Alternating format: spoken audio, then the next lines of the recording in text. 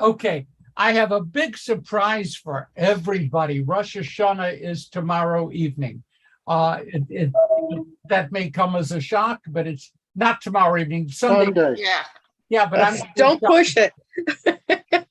Sunday evening, Rosh Hashanah, and I received a prayer. Some of you have seen it already, written by a friend of mine, Yoki Amir, who's a PhD professor at the Hebrew College in Jerusalem. He wrote it in Hebrew. I did my own flimsy translation, and it's short, but I'm going to read it because it has meaning. Translation. The translation. And it's short, but yeah, it's the translation. The Hebrew is much more elegant. Days of decision and stabilization, days of choice between good and bad, between death and life, days of repentance and commitment, days of soul searching, looking at the past, yet facing the future. Autumn days, wishing for atonement, for healing and building, days of renewal, faith and hope, days of awe.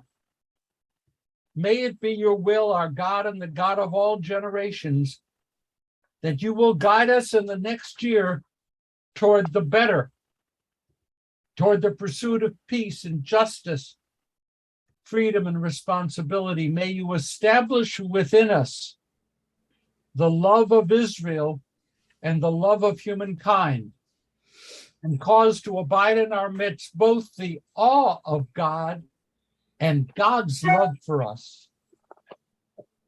May we be worthy of your blessings. And this last is a very old traditional blessing. Let the old year and its curses be at an end, and let the new year and its blessings begin. So that was for my friend Yoki Amir. And there are many things that struck me about it, but we're not going to talk about that except Shana Tova, everybody.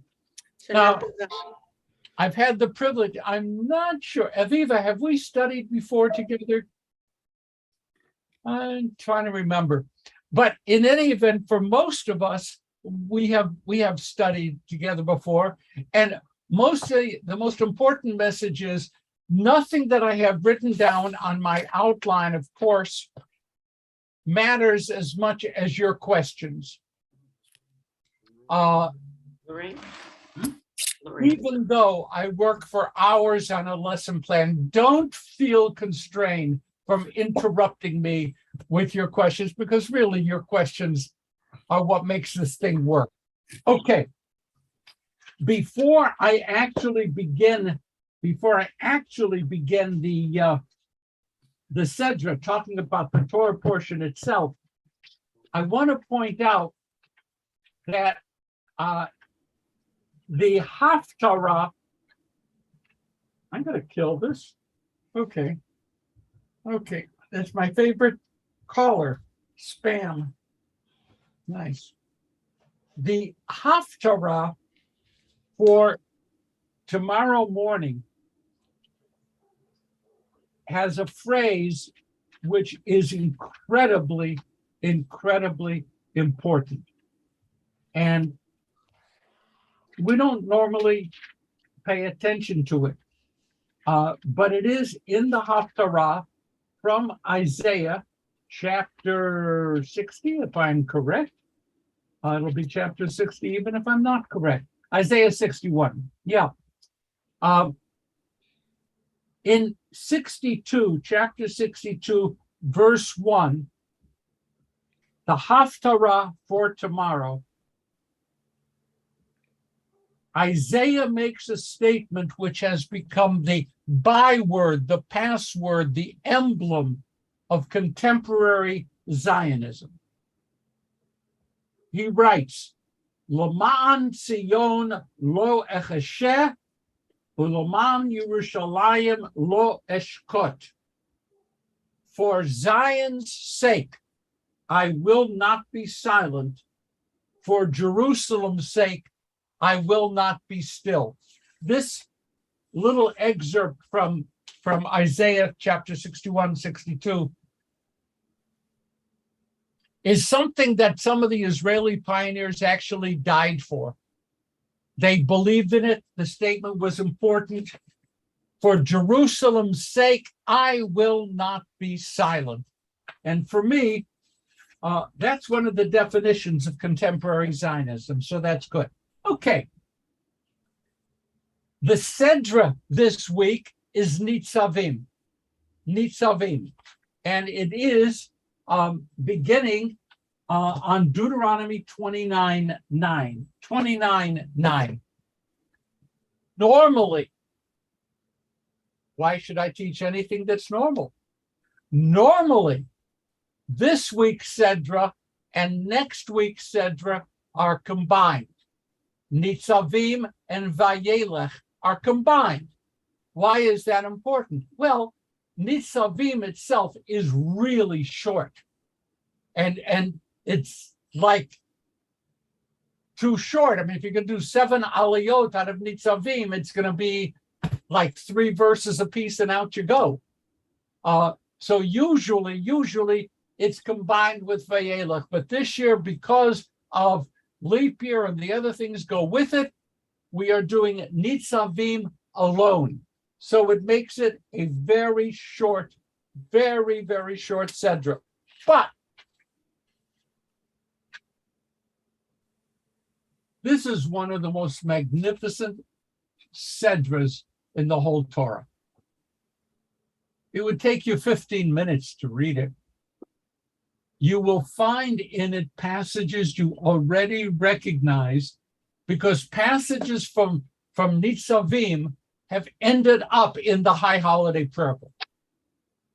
So that some of the stuff will be very, very familiar to you. But they have an origin. This is the origin. So here we are in the last hours of Moses's life, according to tradition. Moses has maybe a couple of hours left.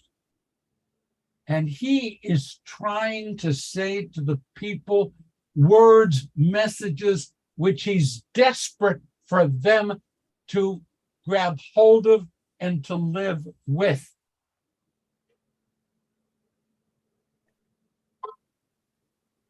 Moses's words are spoken with such clarity, such linguistic purity.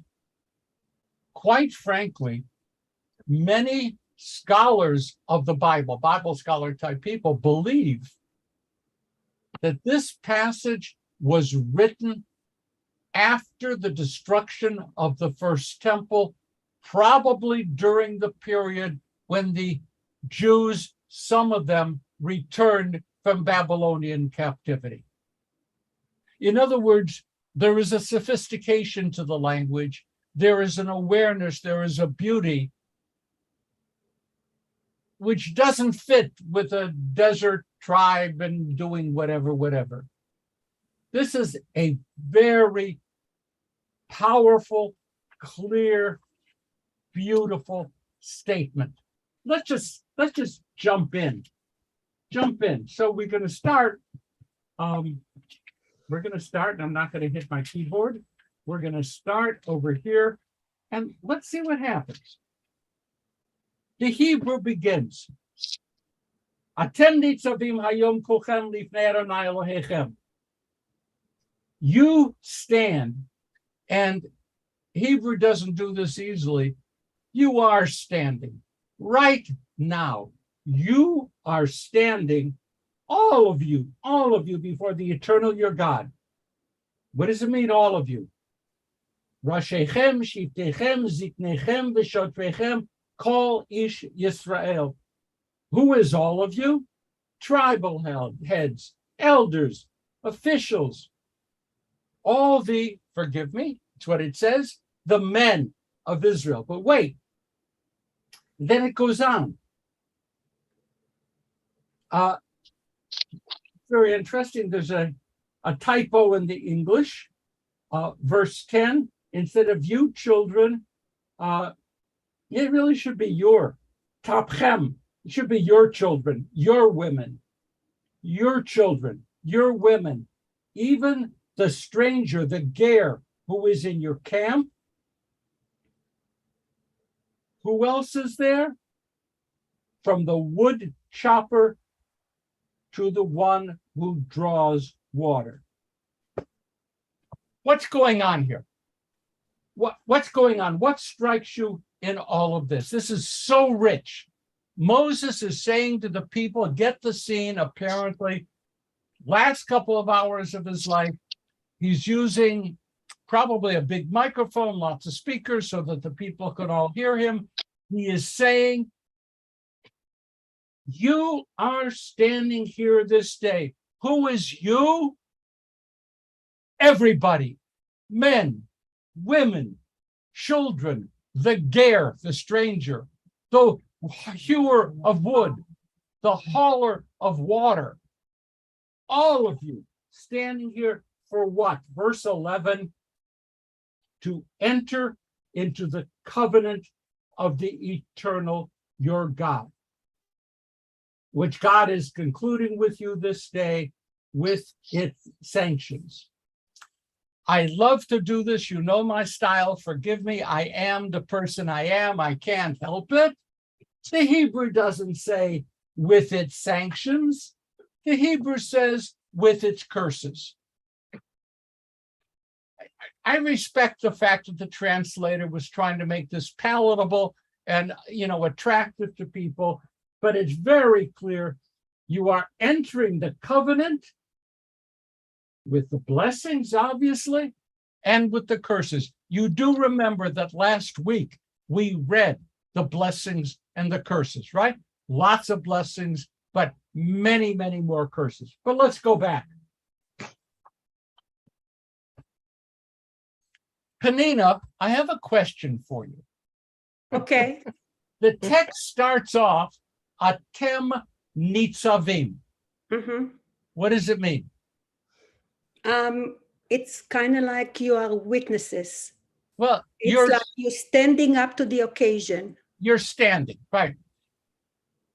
Penina, what if the text had said, Atem Omdim? Okay, it's not really a big difference. Because the word la'amod, it's the same as amud. An amud is a tower or a strong support stand. A pillar, something like that. Yeah, so it's not just that you're standing there, and you are also, there is force to it.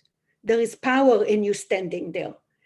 Okay, and so you have to, if you ask me already a question, I'm going to tell you why, maybe it will explain why the portion is being read on Rosh Hashanah. Rosh Hashanah is actually a new year that happened according to the Babylonian calendar, when it has a connection to the agriculture. We are celebrating actually a calendar that was given to us by Babylonian. What's the okay? Oh, we're gonna hold up. We're gonna hold on that. Yeah. Okay, we're gonna hold on that. Okay. Lahit Yatsev is the root for Nitzavim. Right. And it has the sense of, and some of you have been school teachers, kids are standing upright. Tzava, army, tzava. But Nitzavim is you are firmly erect, proudly erect. So I would translate this, you are standing erect right now. They are going to enter into a covenant. They are, Penina, they are like an army standing there ready to swear allegiance for God. This is the image. Okay, I see Ben. I think you stated it. They were standing at attention, like military. You're going to be listening. You're getting orders. Standing at attention, no distraction. Listen up. I would have been happy, Ben, if the translator had said you were standing at attention.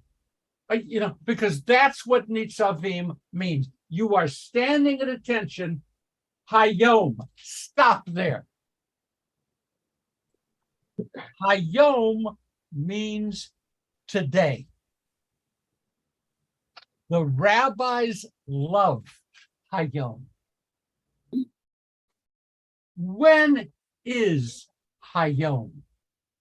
When is the today that you are nitzavim before God to enter into a covenant? Shouldn't it be every day? You bet, Merle. We say in rock and roll right here, right now. Right. I would have said that, except I hadn't thought of it. Atem nitzavim hayom. And when we read this Erev Rosh Hashanah, we are supposed to understand that this is not language directed to these Israelites, supposedly as they were finishing the journey through the desert. This is a message to Sukasa. Su, you are standing erect today, now, before God.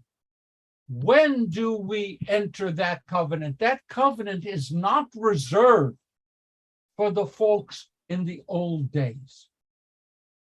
This is a crucial understanding of what covenant means. And we're going to get into it a little bit further on. You are standing military upright and erect today. Everyone who reads this passage, today is your today. This is Hayom. And how appropriate it is, obviously, right before Rosh Hashanah.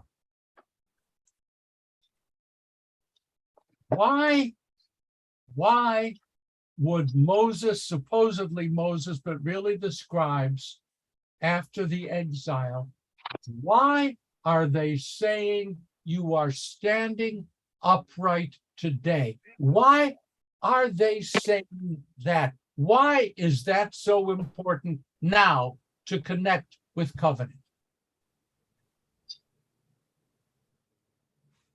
It's a new beginning. Steve, I see Steve. Among other things, at that point, the temple is gone. Lots of things have been destroyed, which had been central to holding the people together.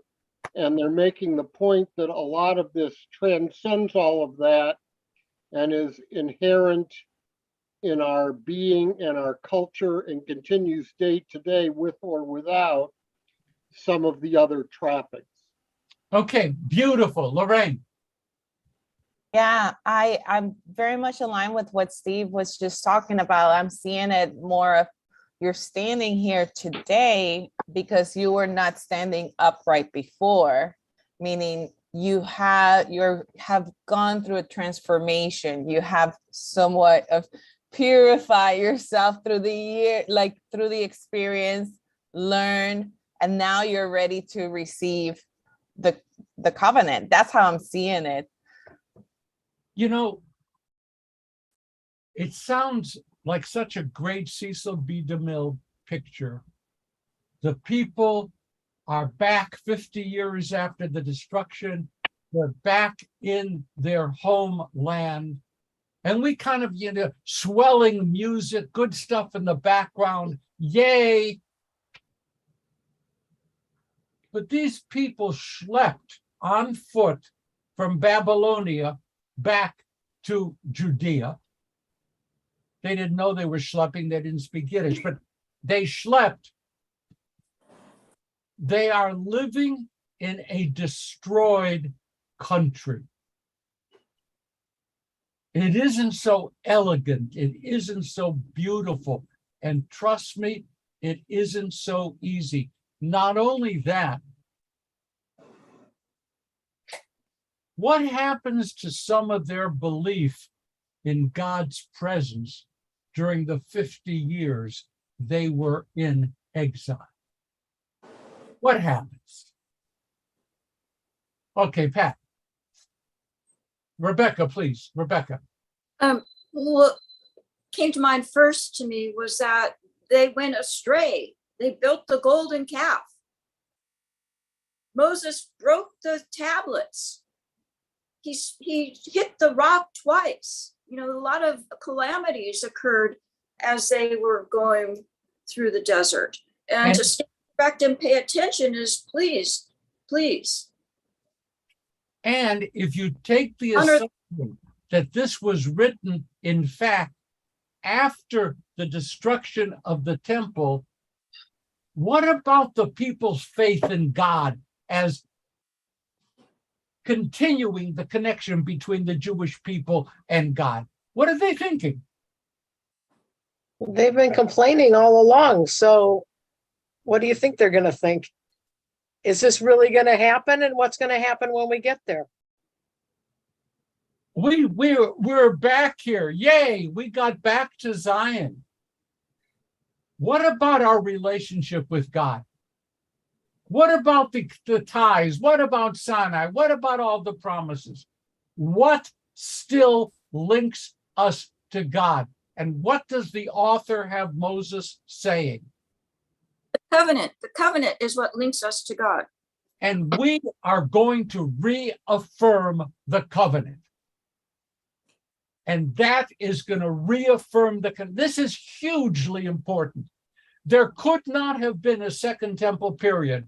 There could not have been the building of the second commonwealth if, under the leadership of people like Ezra, Nehemiah, others during this latter period, they didn't bring the people back to the covenant. And that's what this Sedra is talking all about, coming back to the covenant. Now, okay, let's just go on. No question? Okay. I have trouble looking up and down at the same time. Penina. I would like to add that when Ezra and Nehemiah came, there was a big, I would say, snubbiness in who is actually supposed to be coming even into the temple. They had they made list of people of who is allowed to come and who is not.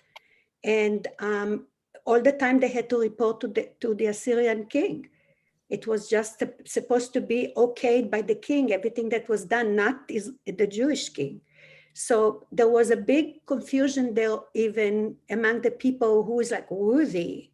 So I think this sentence that says, Kulchem nitzavim hayom, everybody, it's really talking to the people that regarding to all those lists that Ezra and Nehemiah made, that only certain people are even worthy of coming there. There was a big confusion there and a big resentment. So that's a beautiful line. It's very important to include everybody. Line and a beautiful interpretation, because what we're going to read is, it doesn't say the rich and the poor. Exactly. It doesn't say the politically connected and not. Who is going to swear into the covenant? Who is going to be there? No, our president is not going to take the oath for us, or our king, or the commanding general. Not going to happen. Your tribal heads, your elders, your officials, the men, the children, the women. I mean, that's getting down pretty low already. They're counting the women in too. You're signing into this covenant. That's what's going to make it live. Now, the gercha. Boy, is that a troubling word.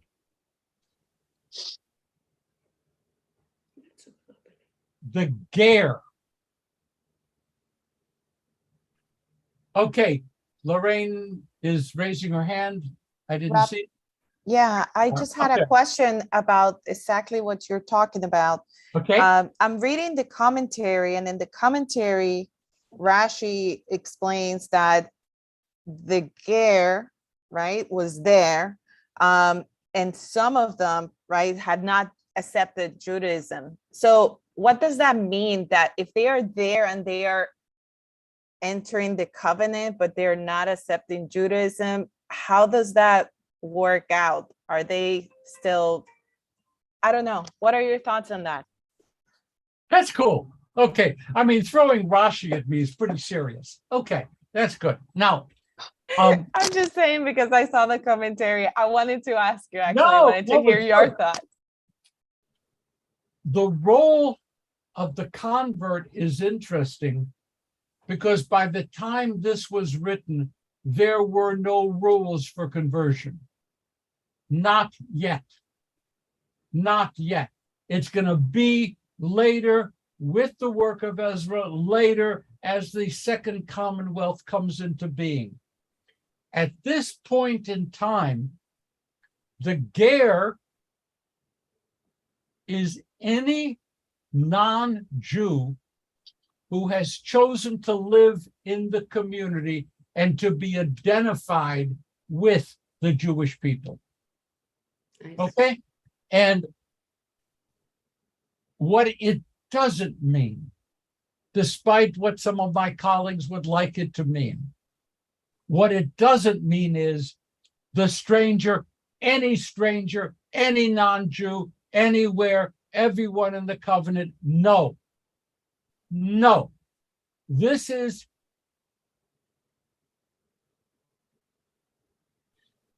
are people who have cast in their lot with the Jewish people, and that's what it means in this context. Okay? It means a real commitment.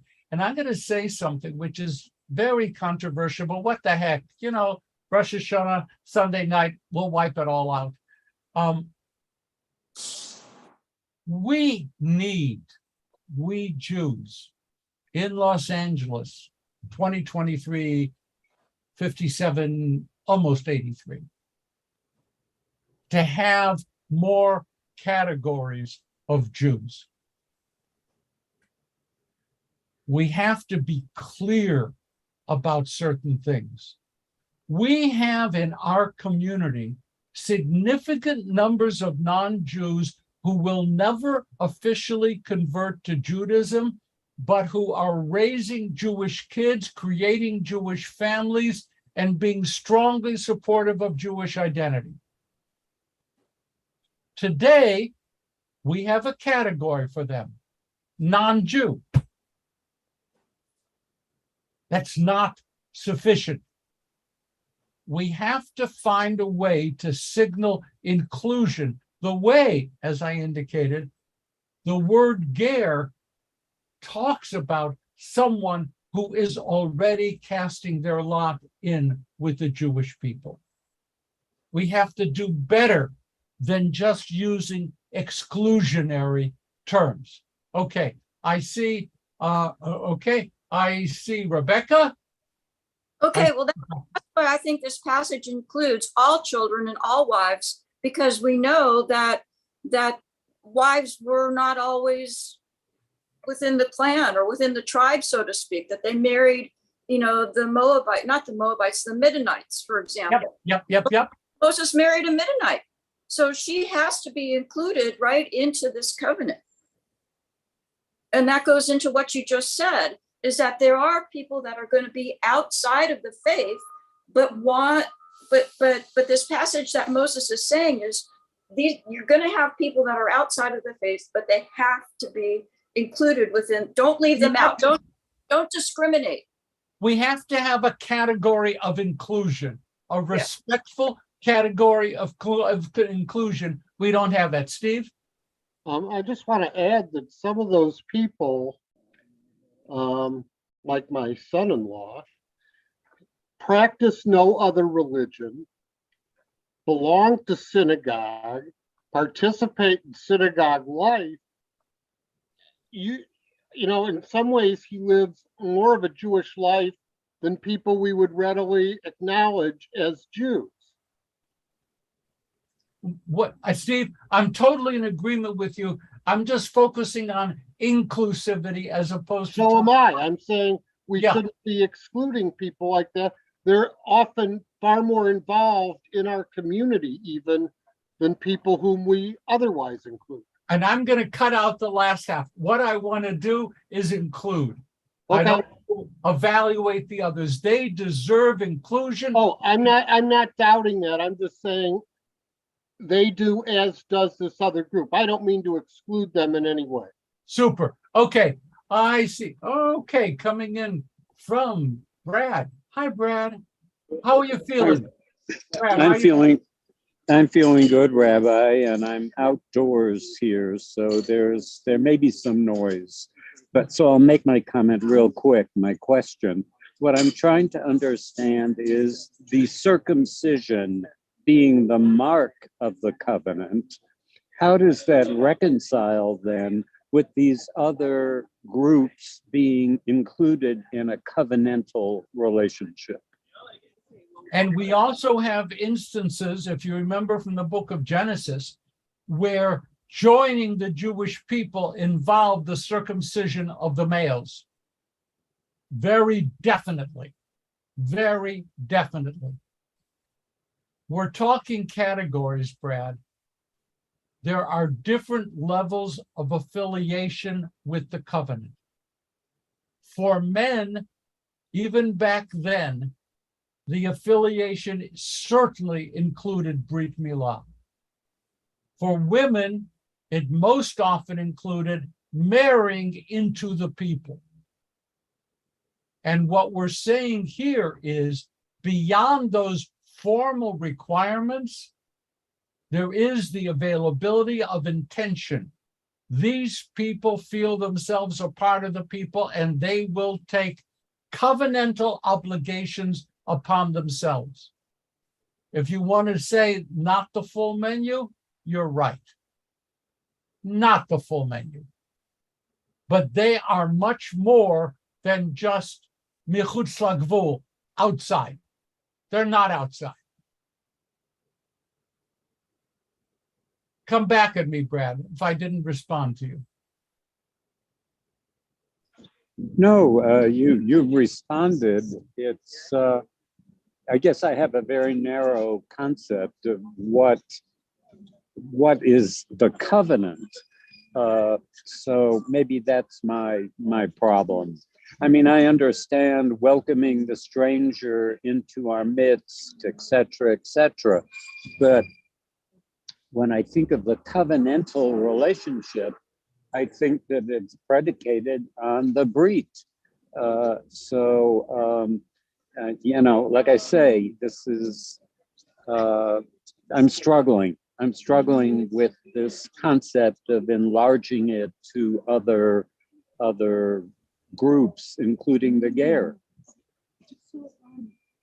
And I feel that, and you have to know that your struggle is a well-known struggle among people who are talking about this. But the text to me is saying you don't have to be a full member of the people to embrace aspects of the covenant. That's what I think is happening here. And that's what I think we fail to recognize when we run barefoot through the text and don't pay attention to this strange word, v'gercha, and the stranger in your, we don't pay any attention to it, but we ought to, not only because of then, but because of now. We also know in the Second Temple period, there were, in fact, large numbers of people all over the European and Middle Eastern world who were associated with Judaism, but not part of Judaism.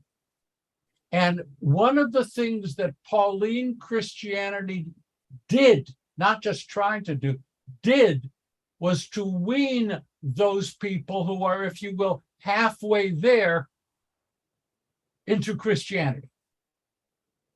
That's a very complicated but important consideration. We Jews today, this is my plea, and I'm not going to keep hitting at it. We Jews today have to close that opening and start welcoming formally, openly, happily, as members of our community, not just good people, those people who have thrown in their lot with the Jewish people, though they will never join. I'm delivering a sermon. I'm sorry. Okay. Rebecca.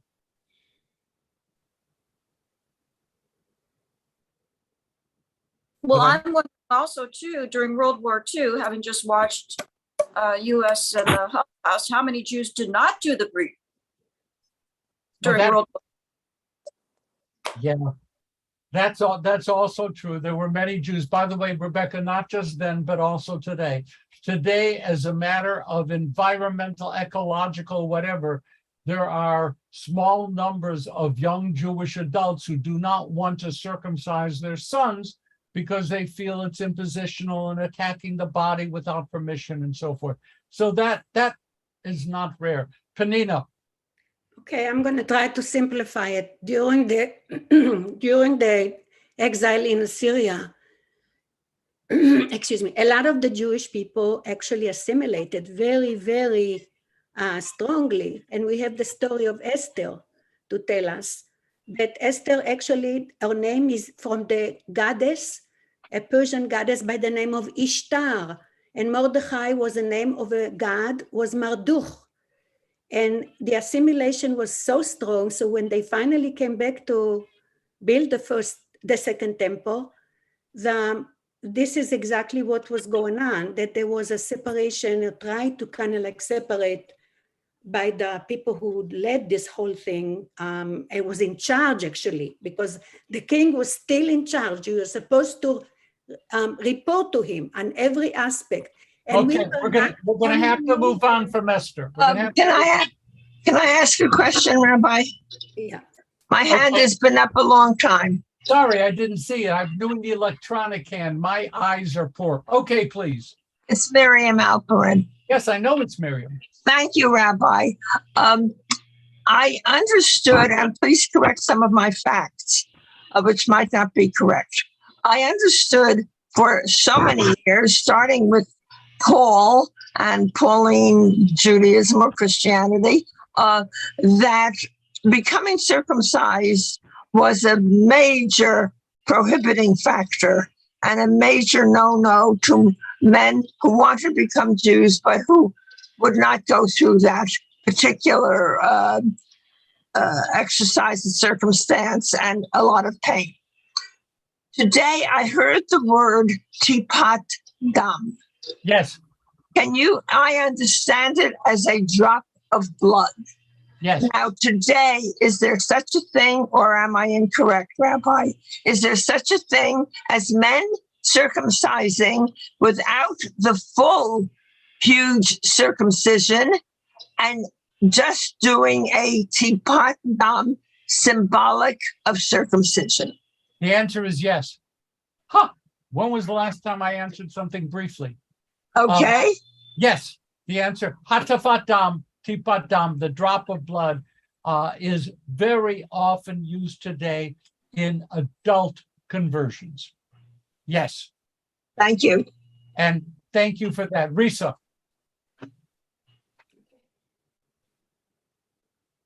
You're muted, babe. End of verse 14.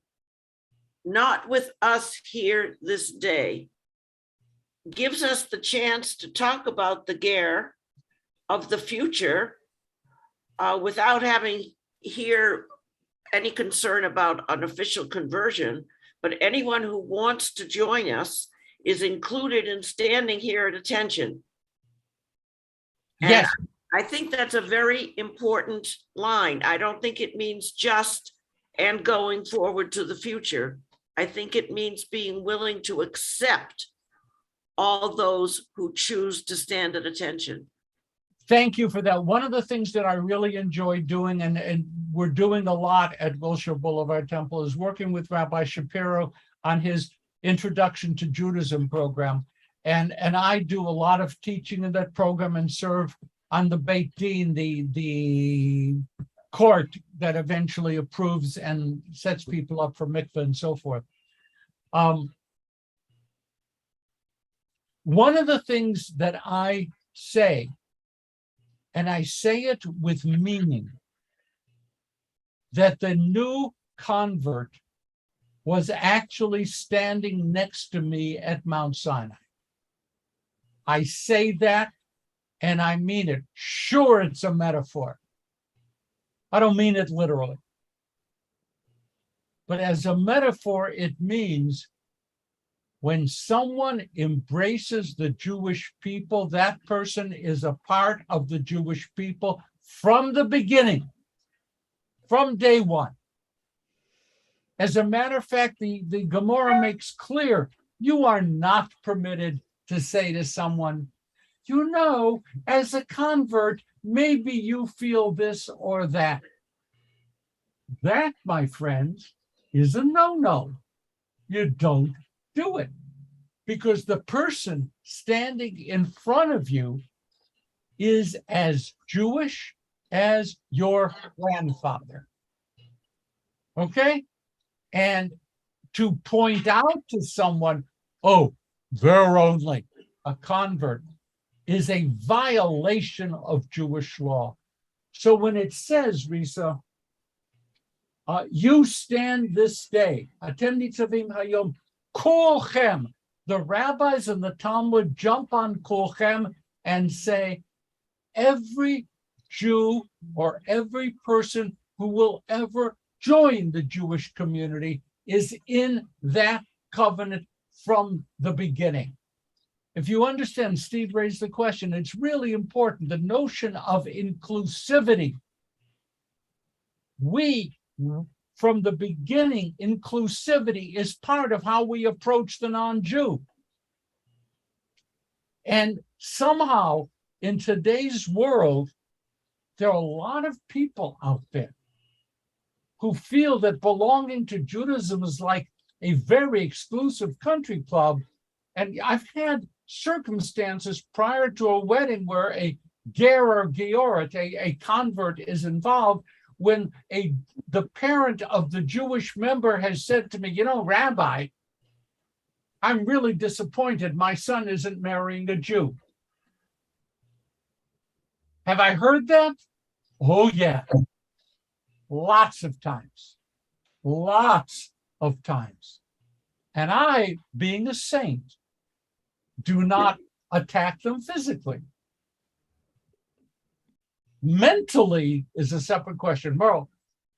I think that this is going to come out all wrong, but everybody here's friends.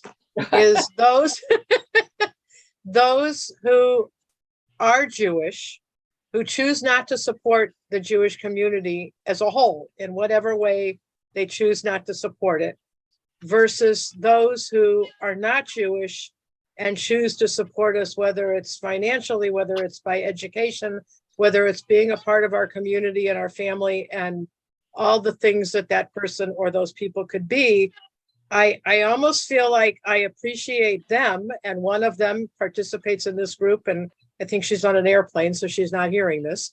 I appreciate her wanting to be a part of our community over those who could care less, who are Jewish.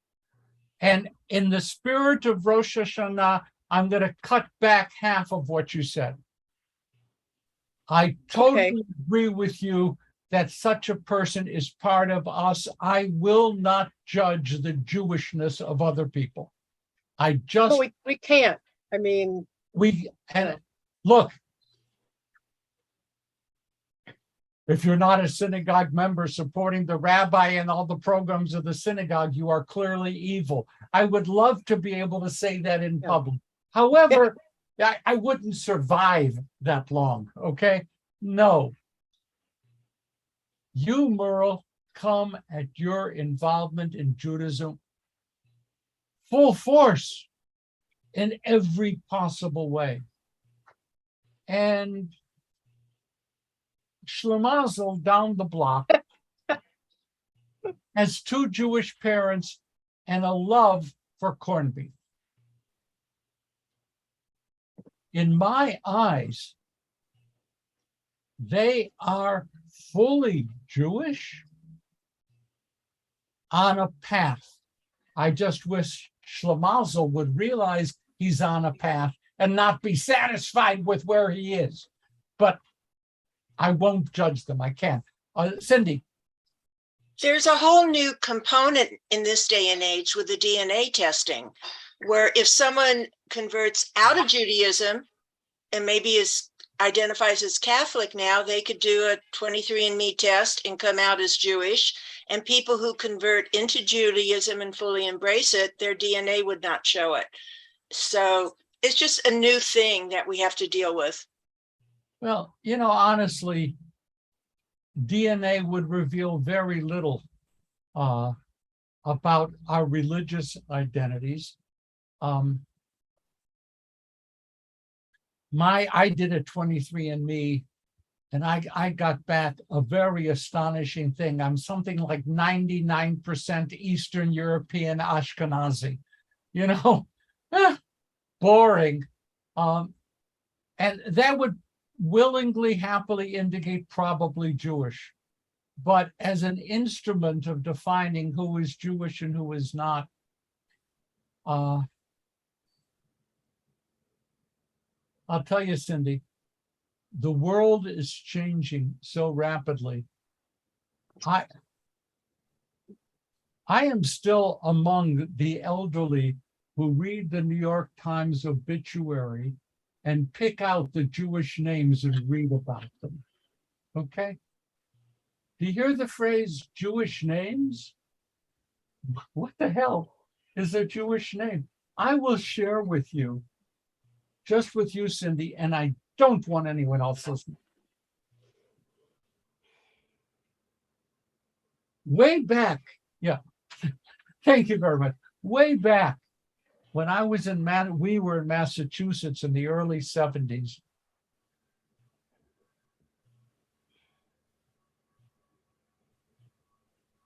A couple came to me. She's Jewish. Goodbye, Gilroy. Goodbye. She's Jewish. He's not. I don't do mixed marriages. We talked about conversion. The gentleman converted. It's a careful study. Spent the year. Did it beautifully. Nice guy.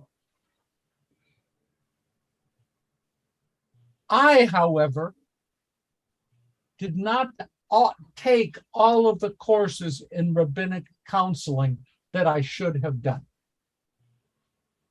That's why I'm just talking to Cindy. This man's last name, this guy who is, by the way, her last name was Solomon. His last name is Christensen. And I, being young, unschooled, and may I point out proudly, stupid as hell, actually asked him to consider changing his last name. Oh my God, did I pay a price for that? I also learned a lesson. This whole notion of Jewish names and being able, when Risa was going to Jackson College Tufts, and they assigned people according to, they had floors with the Jewish kids on it. Jewish names. And they assign. They can't do that now. Yeah, but in 1939, my uncle tried to get a job as a lawyer in New York. Our name at the time was Cantor. He could not get a job. They changed the family name to Kent, and he got a job. Yeah. And I would say to you that today it's... Now they would check. The names don't tell much. There are a whole group of wonderful African-American football players with Jewish names. And they're not Jewish. Okay. Oh, Sukasa's leaving, Shabbat Shalom. And okay. We can't rely on names any longer. We just can't. And in a sense, that's a shame, because it certainly was an easy way to round up the tribe when you needed a minion for Kaddish. And you were able to Hone, Levine, okay, Solomon, Stein, got check, ask those people. Today, not so much. We have 5 minutes left. We have 5 minutes left, and I want to raise the covenant question.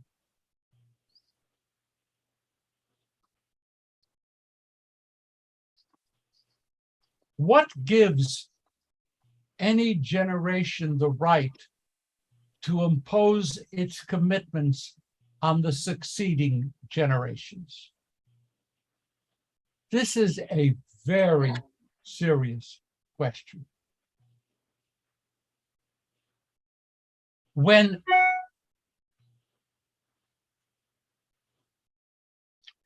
speaking to our kids, to our grandchildren, is there any place for the language of must in terms of expressing Jewish commitment, Jewish identity? This statement, you are all standing here, all of you, and every Jew ever to live, convert, whatever, every Jew ever to live, you are entering this covenant. And the rabbis and the Talmud say, if they could have spoken Yiddish, they would have said, whoa, wait a second. How do you obligate future generations into a covenant they haven't agreed to? How do we talk about that? I have a couple of hands. I see Ben, I see Steve. Ben, please. Thank you, Rabbi. I would just say, if you go back to the 10th commandment, I think it's the 5th one, honor thy father and thy mother. So as I follow that commandment, and they prescribe certain ways of life and what have you, learnings, I pick it up. I accept it. And I accept that as a norm, and I appreciate that. Steve, Cindy. I don't know if compulsion to the covenant is something we do, should do, must do, ought to do. I think we have consecration. I think we give our children education.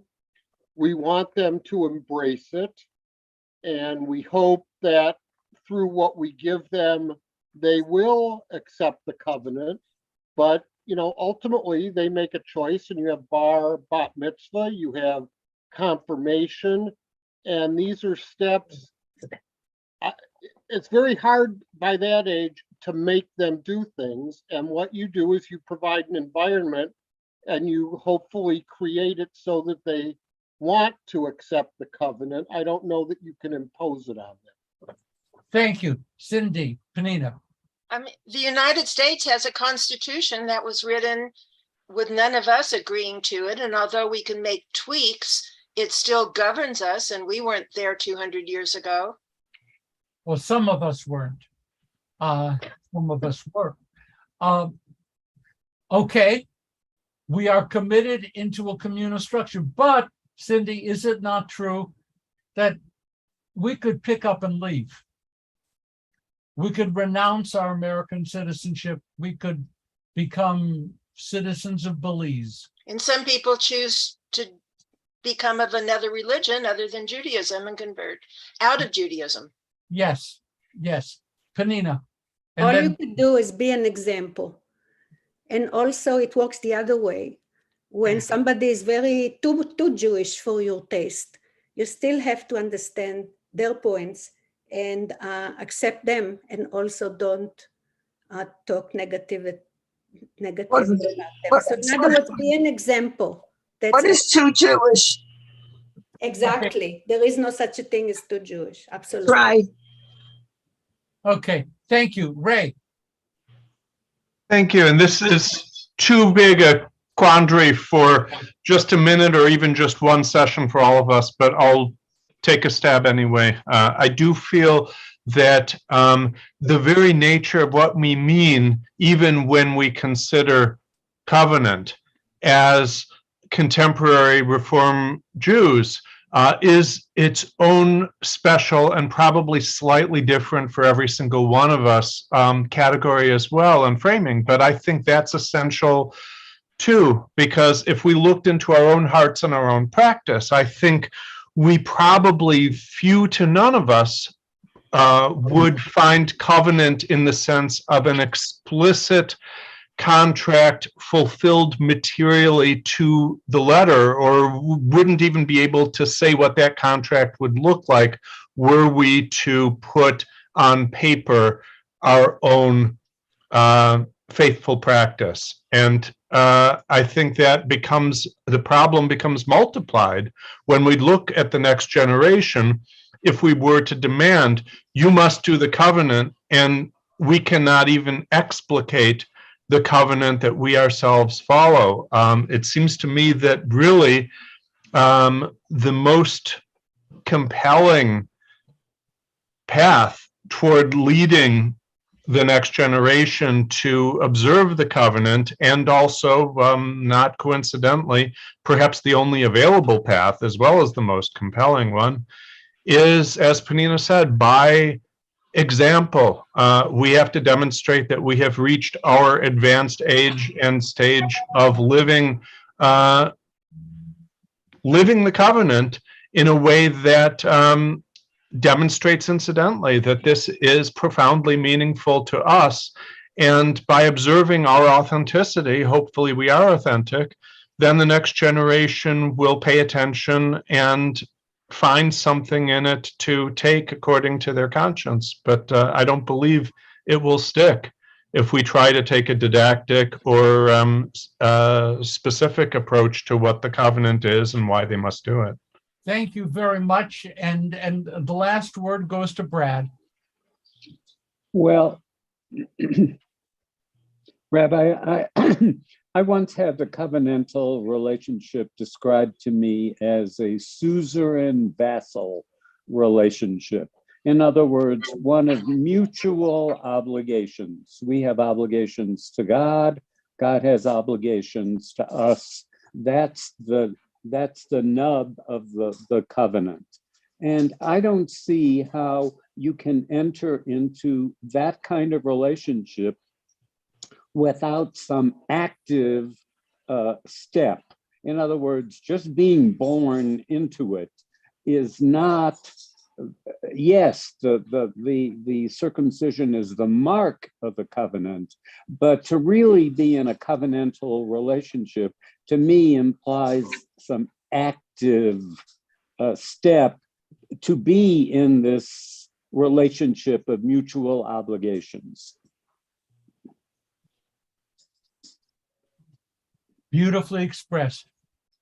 Beautifully expressed. And the way you said it would lead me into a conversation about whether the covenant I believe that I am part of is more with the Jewish people than with God. And Brad, that's going to be a large conversation, but that'll be my way of saying the only way out of the conundrum that you pose is by understanding covenant as something which really functions. Do I believe that the Jewish people have obligations toward me? Yes. Do I believe that I have obligations to the Jewish people? Yes. I can live and teach that covenant. And it's a different, maybe totally different way of approaching covenant. Ladies and gentlemen, Shana Tova Umetuka, thank you for today. Have a sweet and wonderful everybody and happy new year. Shana Tova. Shana Tova. Shana Tova, Thank you. everyone. This was great. Thank you, Rabbi. And Thank Shabbat you all. Shalom. Thank you. Bye-bye. Shabbat shalom. Be well. Shabbat shalom.